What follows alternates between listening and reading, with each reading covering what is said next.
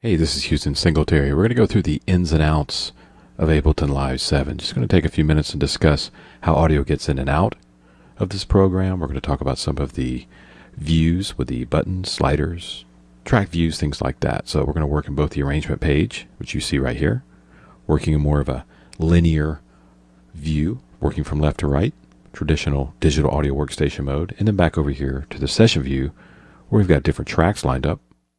In this case, channel strips, as we'll call them as well. And I've got a couple of tracks here, including some MIDI tracks as well. So what I want to do is talk about the ins and outs on a particular track and how we look at it and how we view it. So we're going to go ahead and take out these other adjacent tracks and just leave ourselves with one. We can also rename this as well if we wanted to up here at the top. In this case, we'll call it track 1. So let's move down and let's talk about how audio gets into this particular track. So we'll go all the way down to the bottom of the channel strip. You can see I've got my record input, my solo button, a mute button right above that. Here's our panning function, working from left to right.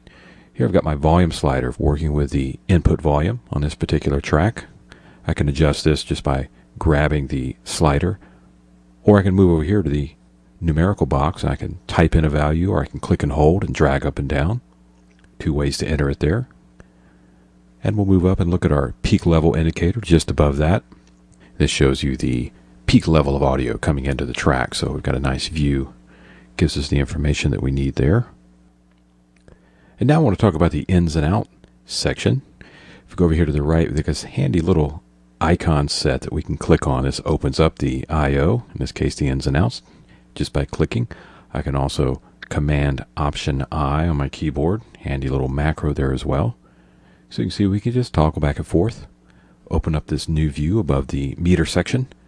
So let's talk about how we get audio from and audio to this particular track. At the top we've got a pull down window. It gives us a choice of where we want to bring this audio from. We can also configure our outputs on our interface. And now you can see we've got our inputs for the actual audio coming in, both in stereo, channel 1, channel 2. If I've got a multi-out interface, like I said before, we can take this up to a higher numerical value.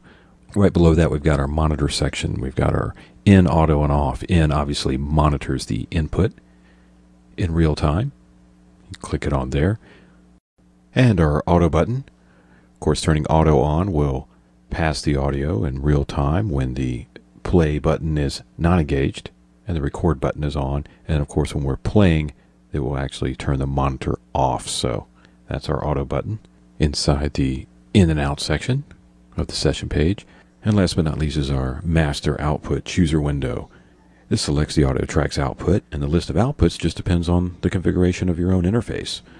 You can also use the output chooser to route the track's audio in some very creative ways, including bouncing audio from track to track and also discretely through your interface's multi-outputs. Let me show you how we can route audio from track to track inside Live 7. I'll go ahead and set up another track. So now I'll take the output of track number 1 and I'll simply route that to the input of track number 2 in the audio from dialog window. It's that easy inside Live 7.